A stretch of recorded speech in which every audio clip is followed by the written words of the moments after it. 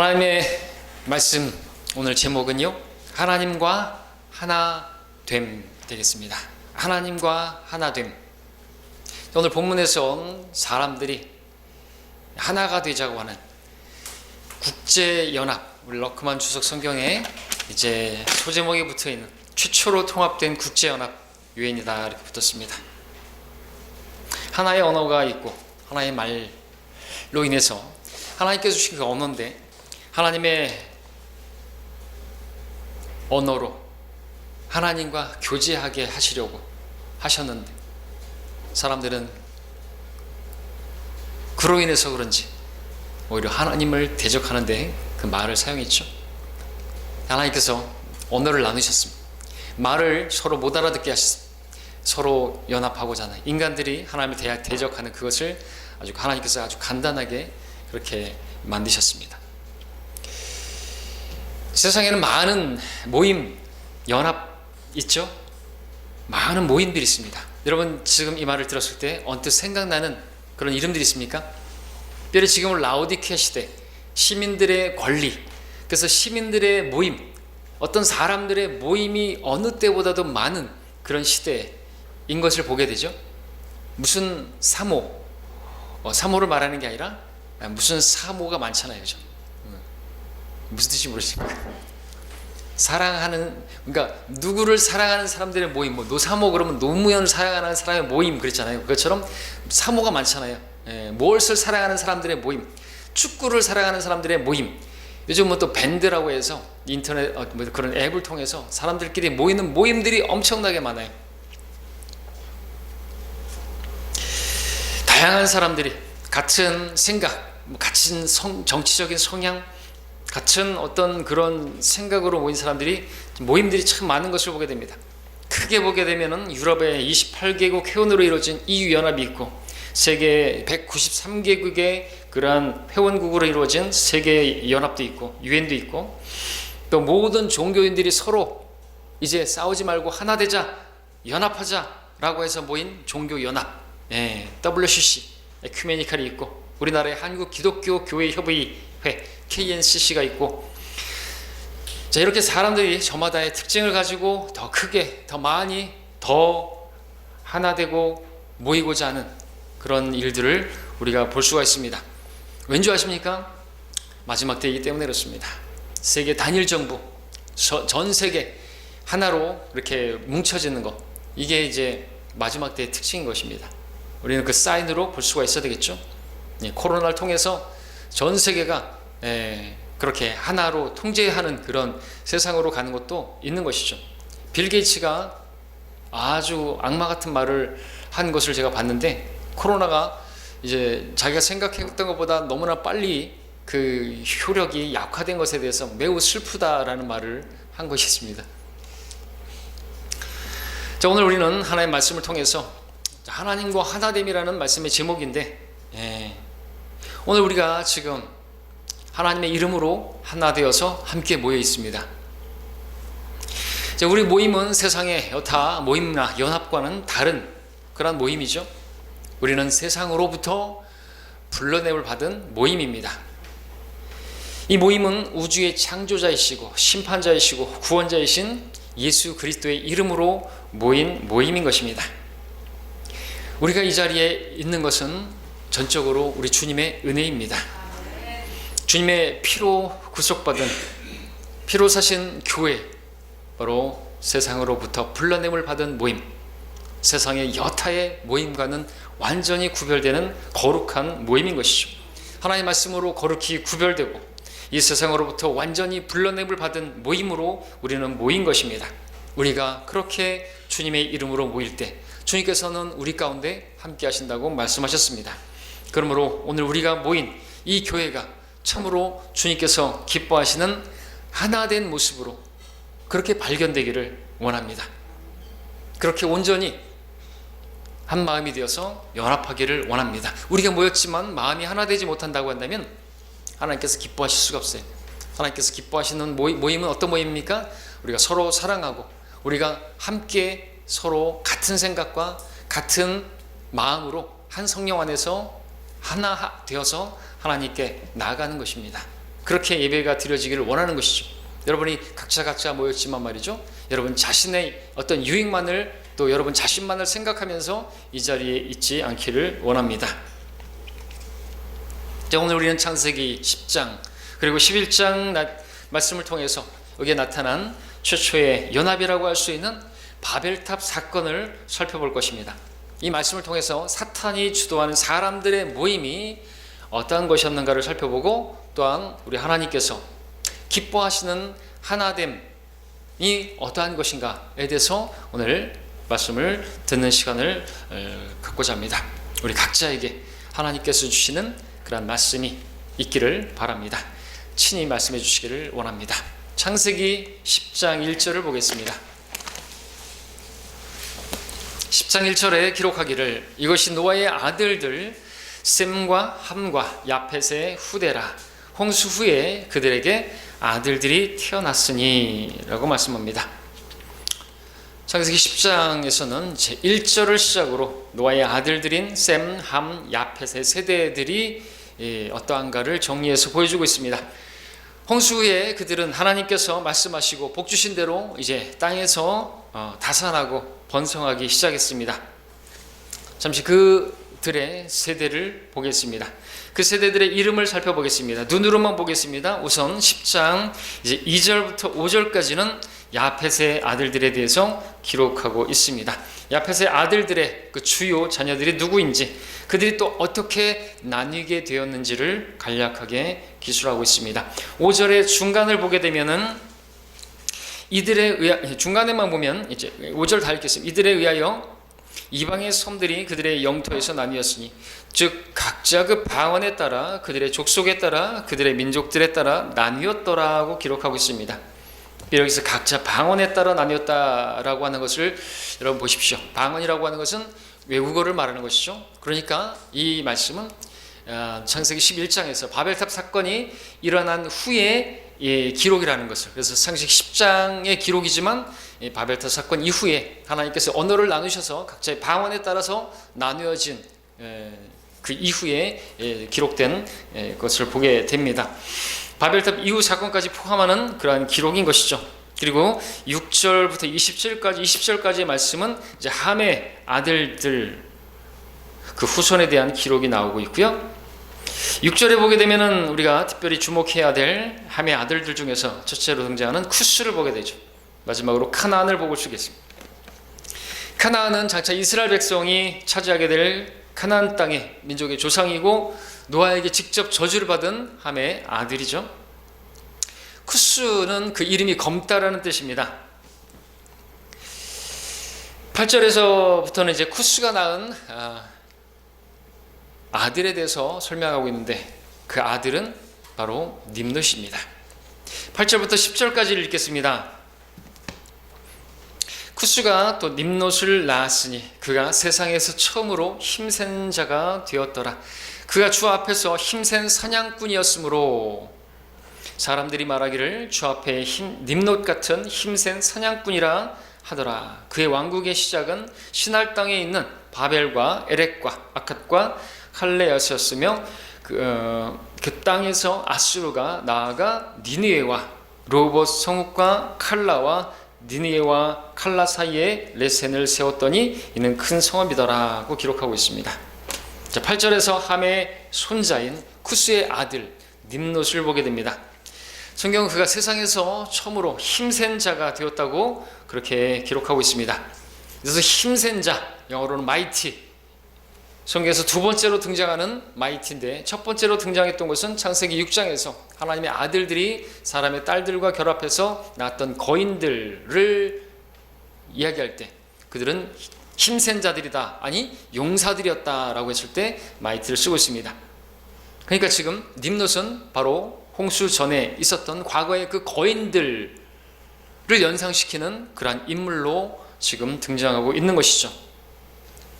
9절에서는 그가 주 앞에 힘센 사냥꾼이었다. 주 앞에서 힘센 사냥꾼이었으므로 사람들이 말하기를 주 앞에 님롯 같은 힘센 사냥꾼이라고 하면서 진짜 힘센 사람의 그런 대명사로 불렸던 것을 보게 됩니다. 어떤 사람이 힘세면 님록 같다 이렇게 말을 할 정도로 힘센 사람이 대명사다 이렇게 불렸던 것이죠. 그리고 여기서 주 앞에서 힘센 사냥꾼이라는 말은 주님 앞에서 담대하고 강하고 뭐 그런 하나님의 사람이라는 말인가요? 아니죠. 오히려 주 앞에서 코람데오 하나님 앞에서 힘센 그런 사람이 아니라 하나님 앞에서 하나님을 대항하는, 그래서 바벨탑을 세운 그 장본인이고 그 중심에 있었던 그런 존재가 바로 님롯이었다라는 것입니다.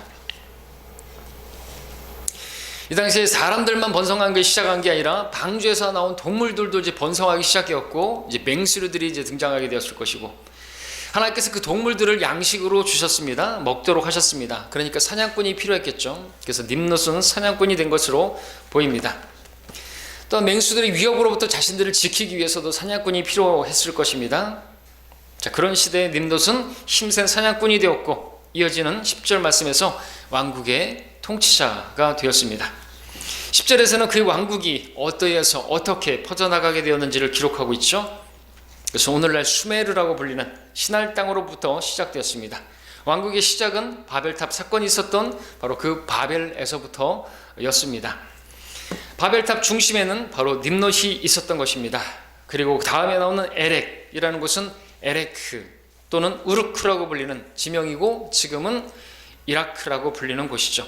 아캇이라는 곳은 오늘날 역사에서 아카드 문명으로 불리고 있고요.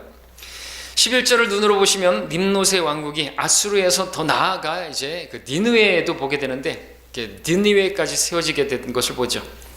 찾지는 않습니다만 미카서 5장 6절에 따르면 이 아시리아 땅이 바로 님롯의 땅 옆에 있는 것으로, 그래서 님롯의 땅이 곧 아시리아 땅인 것으로 여겨볼 수 있는 그런 내용이 나옵니다. 그렇기 때문에 여러분, 니느웨가 무척 악한 동네였죠. 성읍이었죠.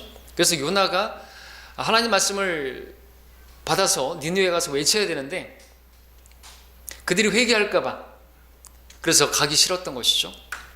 얼마나 잔인한 그들이었는가. 이스라엘 백성들을 아주 잔혹하게 그렇게 학살하고 그랬던 니느웨라 요나는 가고 싶지 않았던 것입니다. 하나님께서 자비로우시고 참으로 그들이 회개하면 하나님께서 돌이키실 것, 심판에서 돌이키실 것을 알고 정말 애국자로서 그랬지만 그럼에도 가야 되는 거죠. 자, 그 정도로 그렇게 악했던 것입니다. 왜냐하면 그 니느웨 사람들이 바로 조상이 님롯이었기 때문에 그렇습니다. 님롯이 얼마나 하나님 앞에서 악했는 것인가.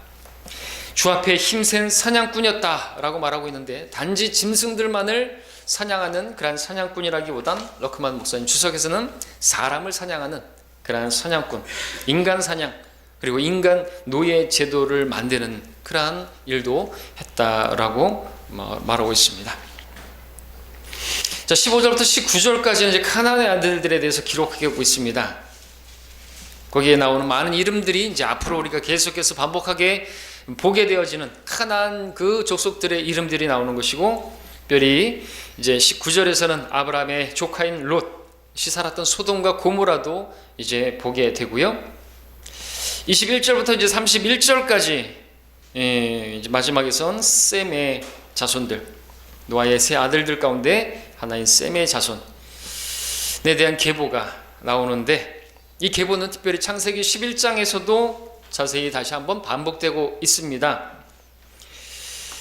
근데 거기서 우리 10장 25절을 보시면 한 가지 독특한 설명이 덧붙여져 있는 것을 보게 되는데, 25절에서 에벨은 두 아들을 낳았는데 한 아들의 이름은 펠렉이라 하였고, 그때 땅이 나뉘었습니다. 그러니까 펠렉이라는 이름이 이제 나눔이라는 뜻인데요. 그때 땅이 나뉘었으며 펠렉의 아우의 이름은 욕탄이라 그랬습니다.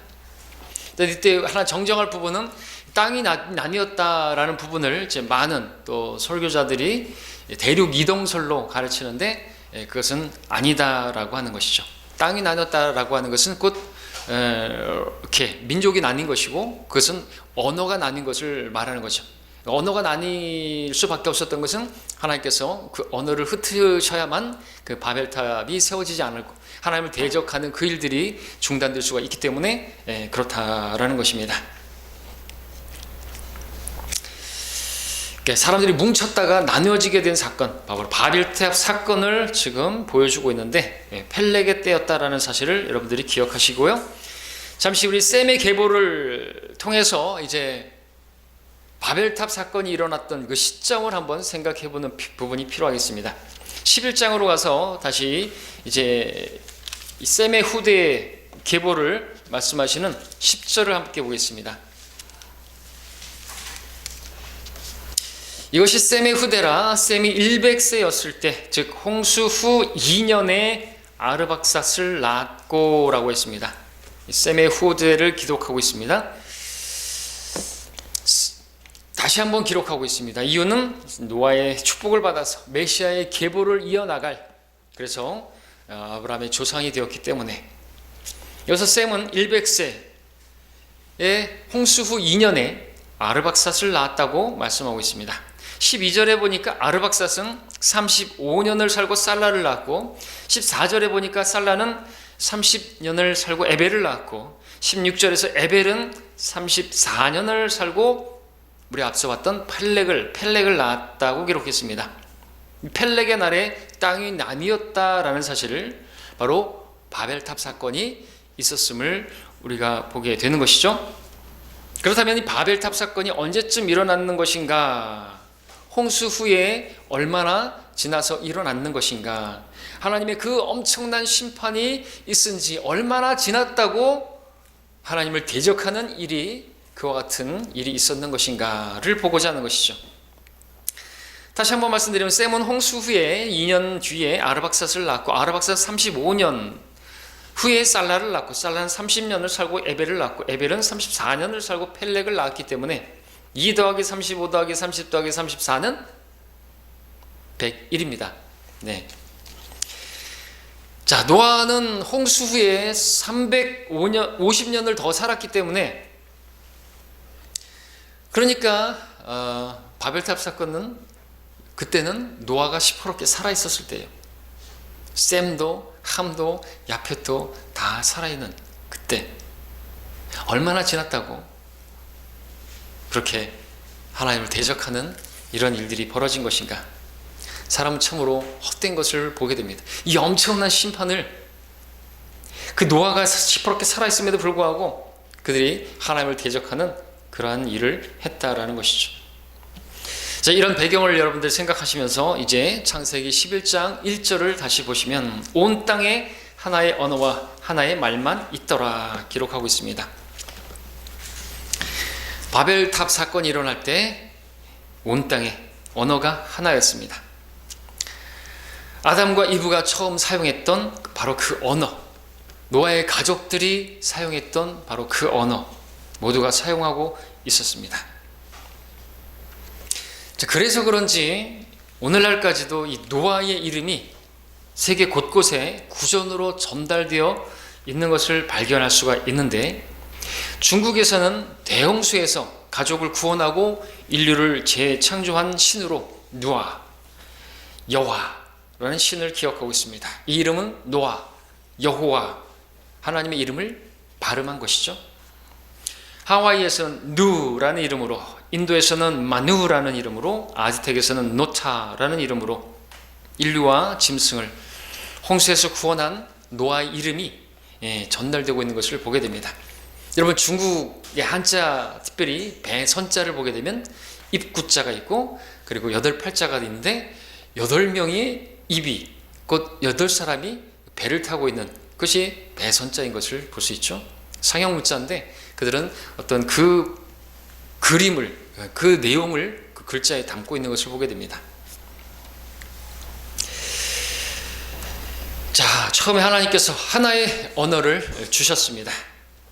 하나님께서 사람과 교제하시고 동행하게 하시려고 사람을 하나님의 형상대로 창조하시고 사람에게 말할 수 있는, 교제할 수 있는 능력을 주셨습니다. 그런데 사람들은 그러한 능력을 가지고 하나님을 대적하기 위해서, 서로 연합하기 위해서 연합해서 하나님을 대적하기 위해서 사용했던 것을 보게 되는 것이죠. 자, 1절부터 4절까지를 다시 한번 보겠습니다. 1절 다시 읽겠습니다. 2절부터 읽겠습니다. 11장 2절. 그들이 동쪽으로부터 이동하여 시날 땅에서 평원을 만나니 거기에서 거하였더라. 그들이 서로 말하기를 가서 벽돌을 만들어 단단하게 굽자 하고 그들은 벽돌로 돌을 대신하고 역청으로 회반죽을 대신하였으며 또 그들이 말하기를 가서 우리를 위하여 성읍과 탑을 세우되 탑 꼭대기가 하늘에 닿도록 하여 우리의 이름을 내자. 그리하여 우리가 온 지면에 멀리 흩어지지 않게 하자 하더라. 자, 2절에서 우리는 시날 땅에 정착한 한 무리의 사람을 보게 됩니다. 그들은 다름 아닌 림롯과 그를 따르는 무리들입니다. 그들이 시날 땅에 있는 평원에 이제 거하기로 했고 성읍과 탑을 세우기로 하였습니다. 그들이 벽돌로 세운 성읍, 외부의 공격도 그리고 또 맹수의 어떤 동물들의 그러한 공격으로부터도 자신들을 보호하기 위해서 벽돌로 그렇게 벽을 세웠다고 할 수가 있겠죠. 또한 그들은 높은 탑을 세웠는데 이 탑은 어떤 용도였을까요? 어떤 상징적인 것일까요? 그것은 혹시 있을지 모르는 홍수의 심판으로부터 자신들을 지키기 위한 것으로 우리가 볼 수가 있습니다. 하나님께서는 홍수의 물로 다시는 심판하지 않으시겠다고 약속하셨고 맹세하셨고 표로서 무지개까지 주셨지만 그들은 하나님을 믿지 않는 자들이라 여전히 자신들의 안전을 위해서 온 땅이 물에 잠긴다 할지라도 결코 잠기지 않을 하늘까지 닿는 높은 탑을 건설하고자 했던 것으로 우리가 생각해 볼 수가 있는데 바벨탑의 모양을 보니까 소용돌이 모양으로 생겼고 물의 어떤 회전력에도 흔들리지 않는, 그리고 중요한 것은 이 건축물에 역청을 발랐다라는 것이죠. 역청은 언제 쓰였던 것입니까? 성경에서 두 번 나오는데 창세기 6장 14절을 보시면 여러분 노아의 6장 4절을 보시면 6장 4절이 아니라 14절이요. 너는 고펠나무로 방주를 만들되 방주 안에 방들을 만들고 역청으로 안팎을 칠할지니라 그랬습니다. 나무에다가 이제 칠하는 역청입니다. 역청은 방수 효과를 내는 거죠. 그리고 우리 출애굽기 2장 3절도 보겠습니다. 출애굽기 2장 3절을 보시면 딱 여기 이렇게 나오는데 이 역청이 나온 용도가 뭡니까? 방수예요. 물에 뜨는 거예요. 그리고 물로부터 이제 물이 침입하는 것을 막는 것이죠. 출애굽기 2장 3절에 더 이상 그를 숨길 수 없게 되자 그녀가 그 아이를 위하여 갈대로 만든 궤, 이 궤가 영어로 아크고요. 이 아크, 궤는요 방주와 같은, 방주도 아크예요. 영어로 똑같이. 그러니까 작은 방주인 것이요.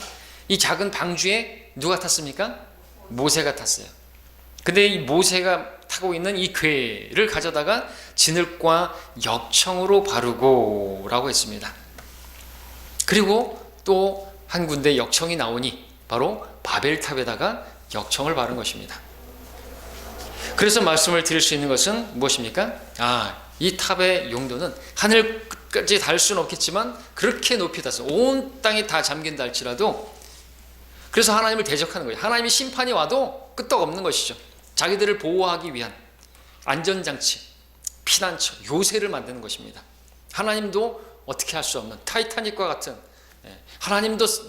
하나님도 침몰시킬 수 없는 배가 아니라 하나님도 침몰시킬 수 없는, 심판에도 끄떡없는 그러한 모양으로 그렇게 생겨먹었고 그렇게 역청을 바른 것이죠. 4절에서 그들은 우리를 위하여 그렇게 하자면서 우리의 이름을 내자 하면서 우리가 온 지면에 멀리 흩어지지 않게 하자라고 했는데, 이것도 역시나 잘 보면 하나님을 대적하는 그러한 말이죠.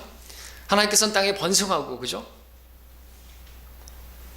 땅을 채우라고 했지만 그들은 흩어지지 말자고, 함께 모이자고, 그렇게 말하고 있는 것입니다. 자, 오늘 우리가 짧은 시간에 모든 말씀과 또 자료들을 다 찾아볼 수는 없겠지만 바로 이 바벨탑에서부터 바빌론 신비 종교가 시작된 것을 알 수가 있습니다. 그것은 바로 님롯을 태양신으로, 그의 아내인 세미라미스를 달신으로 숭배하는 그러한 종교이죠. 역사자료 연구를 잘 정리해둔 알렉산더 히슬롭의 두 개의 바빌론이라는 책에는 님롯이 갑자기 죽임을 당하게 되는데 누가 죽였을까? 셈이 죽였을 것이라고 조심스레 추측을 하고 있습니다. 어찌됐든지 간에 님롯, 죽어 마땅한 그러한 사람이었겠죠. 하여튼 죽었어요. 요절했습니다. 근데 갑자기 죽임을 당하게 되면서 바벨 왕국에 흔들릴 수 없는 그 왕국이 흔들리게 되었죠. 그때 세미라미스가 자신을 태양신의 어머니인 하늘의 여왕으로, 그리고 자신의 아들인 탐무스를 님롯의 환생으로, 부활한 태양신으로 주장하면서 아들을 안고 있는 어머니 신화가 시작되게 된 것이죠. 이것이 이집트에서는 오리시스의 아들 호루스를 안고 있는 하늘의 여신, 바로 이시스의 모습으로 나타나게 되었고, 카나안에서는 바알과 아스타롯의 모습으로, 오늘날 로마 카톨릭에서는 아기를 안고 있는 마리아의 형상으로 나타나고 있는 것이죠. 그 아기를 안고 있는 마리아의 그 형상은 예수님과 마리아를 말하는 게 아니라 바로 탐무스와 세미라미스를 보여주고 있는 것이죠. 이것이 바로 계시록에 등장하고 있는 창녀 바빌론의 실체인 것입니다. 자, 그렇다면 우리는 잠시 구약에 나타난 바빌론 이 신비 종교에 연장되어지고 있는 몇몇 모습들을 한번 실제로 확인해 보도록 하겠습니다. 열왕기하 말씀 함께 보겠습니다.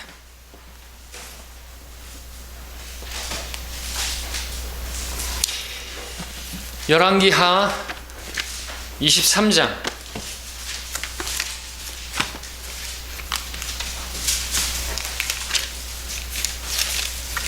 열왕기하 23장 4절 5절을 보겠습니다.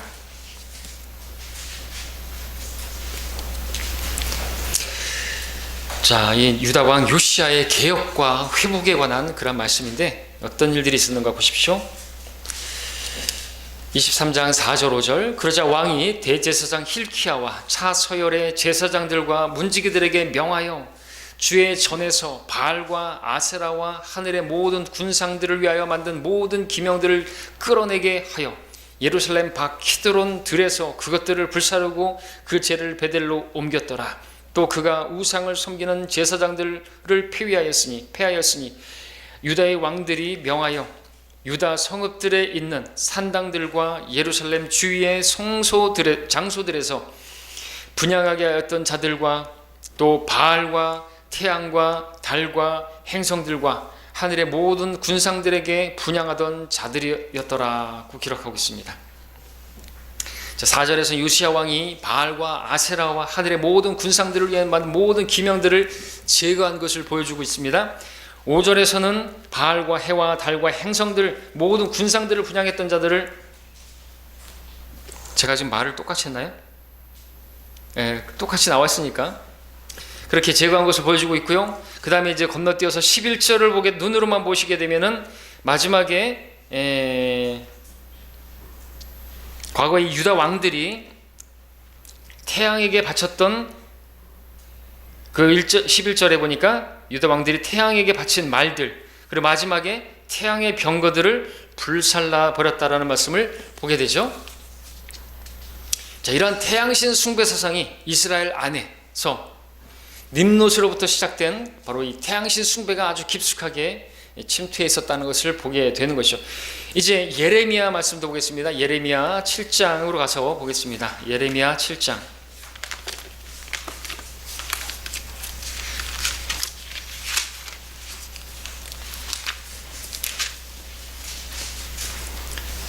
(17절) (18절입니다)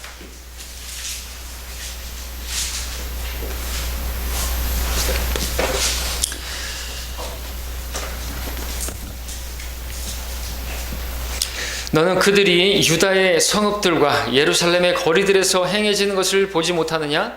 자식들은 나무를 모으고 아비들은 불을 지피며 여인들은 가루 반죽을 하여 하늘의 여왕에게 과자를 만들며 다른 신들에게 술제물을 부어 그들이 나를 경록해 하였느니라. 자, 이 말씀 유다와 예루살렘에서 일어나고 있는 우상 숭배의 모습을 기록하고 있습니다. 여기서 우리는 하늘의 여왕이라는 말을 볼 수가 있는데, 바로 이 하늘의 여왕의 이름이 본래 세미라미스였고, 카나안에서는 바알의 아내인 아스타롯, 이집트에서는 이시스, 그리스에서는 아프로디테, 로마에서는 비너스, 그리고 21세기에는 오늘날 마리아로 불리고 있는 것입니다. 자, 이제 우리 에스겔서 8장을 가서 보겠습니다. 에스겔 8장.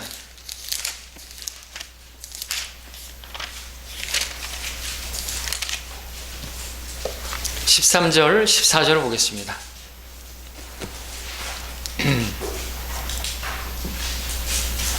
그가 또 내게 말씀하시기를 너는 다시 돌아서라. 그리하면 너는 그들이 행한 더 큰 가증함들을 보리라 하시더라. 그때 그가 나를 북쪽을 향한 주의 집의 대문의 입구로 데려오시더라. 보라, 거기에는 여인들이 탐무즈를 위하여 울며 앉아있더라. 기록하고 있습니다. 그래서 하나님께서 에스겔에게 보여주신 아주 가증한 그러한 기록을 보고 있습니다. 그것은 주의 집, 성전에서 이루어지고 있었던 탐무즈 숭배였습니다. 환생한 ним노스라고, 태양신이라고 하는 그들을 위해서 울고 있다. 탐무즈는 세미레미스의 아들로 ним노스의 환생이라며 부활한 태양신으로 숭배받고 있었던 것이죠. 또한 이어지는 16절을 보게 되면요,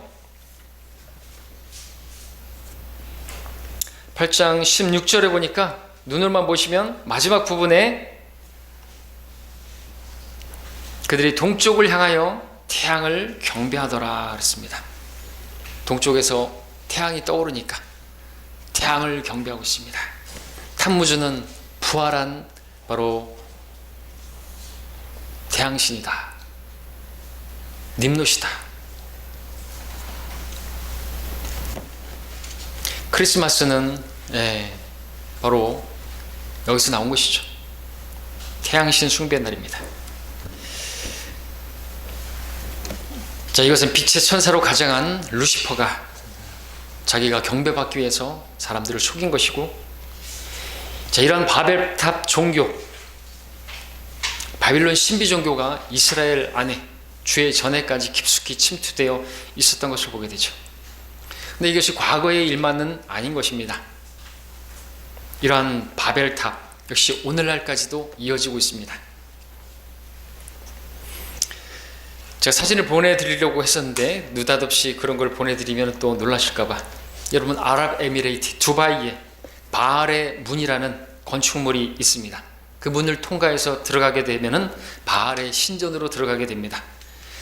자, 이 바알의 문을 그대로 복제한 건축물이 영국의 런던과 또 미국의 뉴욕에 또 이렇게 세워지기도 했는데, 그 기간은 언제였던 것인가? 세계 정부의 정상회의가 열렸던 그런 기간이었습니다.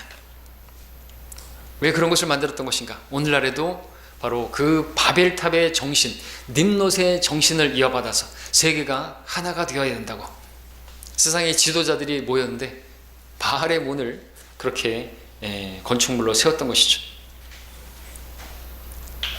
세계가 하나 되어서 뭐 하려고 하는 것입니까? 하나님을 대적하는 것입니다. 자, 이제 다시 우리 창세기 11장 6절로 가겠습니다. 창세기 11장 6절부터 9절까지를 보겠습니다. 주께서 말씀하시기를 보라, 백성이 하나요 그들 모두가 한 언어를 가졌기에 이런 일을 시작하였으니 이제는 그들이 하기로 구상한 일은 아무도 막을 수 없을 것이라. 가자, 우리가 내려가서 거기에서 그들의 언어를 혼란시켜 그들이 서로의 말을 알아듣지 못하게 하자 하시고 주께서 그들을 그곳에서 온 지면에다 멀리 흩으시니 그들이 성읍을 짓는 것을 그쳤더라. 그러므로 그곳의 이름을 바벨이라 불렀으니 이는 주께서 거기에서 온 땅의 언어를 혼란케 하셨습니다. 주께서는 거기서부터 그들을 온 지면에 멀리 흩으셨더라. 시작과 기원이라는 이름의 창세기는 어떻게 각 민족들이 그 언어가 혼잡하게 되었는지를 기록해주고 있습니다. 바벨탑 사건에서 하나님께서는 각 언어가 서로 달라져서 사람들이 더 이상 하나가 되지 못해서 연합하지 못하게 만드셨다고 하셨습니다. 더 이상 하나님을 대적하는 하나됨에 거하지 못하도록 그들을 나누시고 흩으셨던 것이죠. 아주 단순하게, 어떻게 보면 아주 간단하게 그렇게 해결하신 것입니다. 지금 외국어를 쓰고 있는 사람들마다 다른 언어를 쓰고 있는 이유는 하나님께서 그렇게 하셨기 때문에 그렇죠. 그래서 다 나눠지게 된 것이죠. 바벨탑 사건 때문에 그렇습니다. 계시록 18장에서도 마지막에 있을 바벨탑인 바빌론의 최후를 말씀하실 때 하나님께서 말씀하십니다. 나의 백성들아 그녀에게서 나오라. 그리하여 그녀의 죄들의 동참자가 되지 말고 그녀의 재앙들도 받지 말라 하시면서 다시 한번 철저한 분리를, 성별을 말씀하시는 것을 보게 되죠. 그리고 우리는 성경에서 하나님께서 바벨탑에서 흩으셨던 그 언어의 혼돈이 초월되어서 다시 하나가 된 사건을 발견하게 됩니다. 그때는 언제입니까? 그 흩어졌던 언어가 한자리에 모였던 사람들이 그 언어를 다 알아듣게 된 그 시대가 있었죠. 언제요? 오순절이죠. 약속하신 성령님을 받아서 복음이 선포되었던 사도들에게 일어났던 바로 일이었습니다. 사도들은 모두 갈릴리 사람들이었지만 명절을 지키기 위해서 오순절 때 천하 각국에서 그들이 자랐던 그 고유의 언어로 사도들이 말하는 것을 듣게 된 것이죠. 그들은 외국어를, 방언을 배운 적이 전혀 없었지만 성령으로 충만해서 언어의 장벽이 무너지고 복음이 그들에게 들려졌던 것을 보게 됩니다. 이것은 사람의 이름으로 모였던 바벨탑 사건의 그 연합이 아니라 바로 주 예수 그리스도의 이름으로 모이는 새로운 하나됨을 하나님께서 시작하기 위해서 그 일을 이루신 것이죠. 그 하나됨은 바로 예수 그리스도의 이름으로 세워진 교회이고 주님이 기뻐하시는 모임인 것입니다. 하나님께서 하나로 만드시기 위한 흩어졌던 그 언어들 한데 모았던 그 기록은 의미가 있는 것이죠. 그래서 이제 유대인이나 헬라인이나 누구도 차별이 없이 하나가 되게 만든 것이 바로 교회인 것입니다. 자, 이제 우리 신약으로 와서 에베소서를 보겠습니다.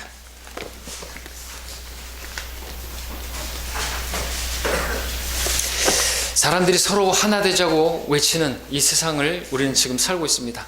근데 우리는 오늘 말씀 제목과 같이 우리는 하나님과 하나 된 사람들입니다. 하나님과 하나 된 우리들은 하나님께서 기뻐하시는 모습으로 있기 위해서는 우리가 또한 서로 하나 되어야 하는 거죠. 우리는 성령의 하나됨을 열심히 지켜야 하는 사람들입니다. 에베소서 2장을 보겠습니다. 2장 11절 12절입니다.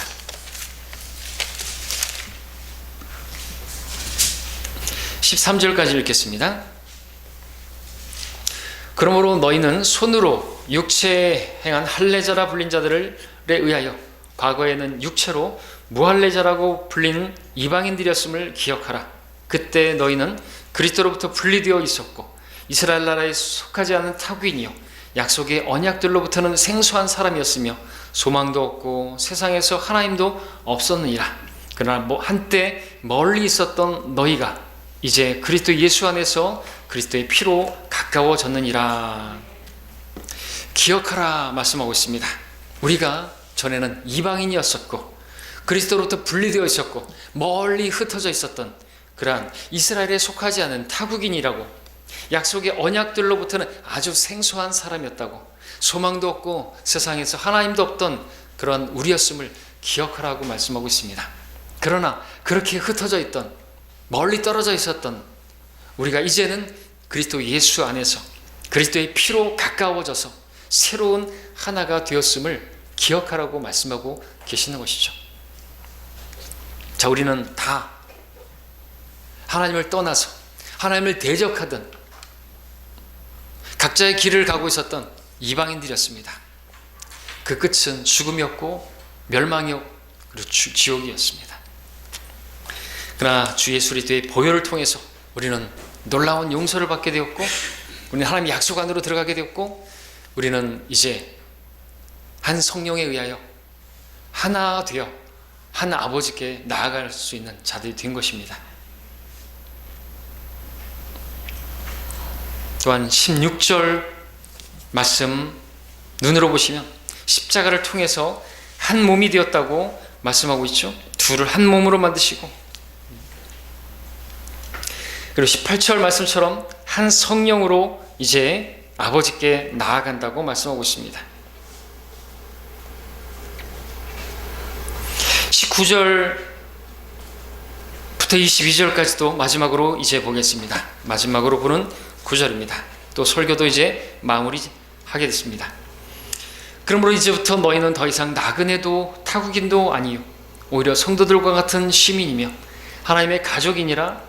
너희는 사도들과 선지자들의 기초 위에 세워졌으며 예수 그리스도께서 친히 귀중한 모퉁이 돌이 되셨고, 그분 안에서 건물 전체가 함께 알맞게 맞추어져 주 안에서 거룩한 성전으로 자라가며, 또한 그분 안에서 너희도 성령을 통하여 하나님의 거처로 함께 지어져 가고 있는 것이니라. 우리는 함께 그렇게 지어져 가고 있는 것이죠. 바벨탑을 쌓을 때는 그들은 벽돌로 그렇게 만들었겠죠. 그러나 우리는 산 돌들로 이 모양 저 모양이지만 이렇게 하나 되어서 한 건축물로 지금 세워져 가고 있는 것입니다. 눈에 보이는 건축물이 아닙니다. 바벨탑과 같은 그러한 건축물이 아닙니다. 하나님께서 기뻐하시는 연합으로 우리는 이 교회가 있는 것이고, 그렇게 하나님께서 우리를 흩어졌던, 그렇게 바벨탑 때 흩으셨던 그 하나님 많이 아프셨겠지만 이제는 때가 되어 우리를 함께 모으셨다고 말씀하고 있습니다. 오순절 이후로 교회가 시작되어서 하나님께서는 이제 누구든지 그를 영접하면 그리스도 안에서 하나가 되게 만드셨고, 그 하나됨은 하나님께서 참으로 기뻐하시는 하나됨인 것입니다. 그러나 이 모임을 제외한 세상의 모든 모임들은 여전히 바벨탑을 계획하고 있고 하나님을 대적하기 위한 모임들인 것이죠. 우리는 우리의 모임을 분명히 기억하여야 하는 거죠. 세상의 여타의 모임과는 다른 구별된 모임인 것입니다. 하나님께서 그 모임 가운데 여러분들을 불러주신 것입니다. 그것을 여러분들 기억하시고, 우리는 이제 더 이상 소망이 없는 자들이 아니라 참된 소망을 가진 자들이고, 우리는 하나님을 아버지라고 부를 수 있는 그런 자들이 된 것이죠. 우리는 하나님의 가족이 되었다고 말씀하고 있고, 성도들 같은 시민이 되었다고 말씀하시고, 그러한 우리들이 이제 함께 잘 알맞게 맞춰져서 거룩한 성전으로 하나님의 거처로 함께 지어져 가고 있다고 말씀하고 있습니다. 하나님께서 기뻐하시는 하나됨 안에서 우리가 한 건물로 세워져 가고 있는 것이고, 또 그렇게 우리가 남을 세워주고 다른 성도를 세워주며 가야 하는 것이죠. 그것이 하나님께서 기뻐하시는 연합인 것입니다. 이것은 바벨탑과는 전혀 다른 것이고, 우리가 지금 교회를 건축하고 있지만 그러한 건축이 아니라 영적인 건축물인 것입니다. 여러분들은 이 건물에 하나하나 산 돌들인 것입니다. 자, 하나님께서 그렇게 우리를 불러주셨으니 하나님께서 기뻐하시는 하나님과 하나된 여러분들이 또 성도들과 온전히 알맞게 결합되어져서 하나님 기뻐하시는 그러한 하나됨으로 주님 앞에 발견되기를 원합니다. 성령께서 하나되게 하신 그 일을 열심히 지켜나가는 우리 교회가 되기를 원합니다. 기도하겠습니다.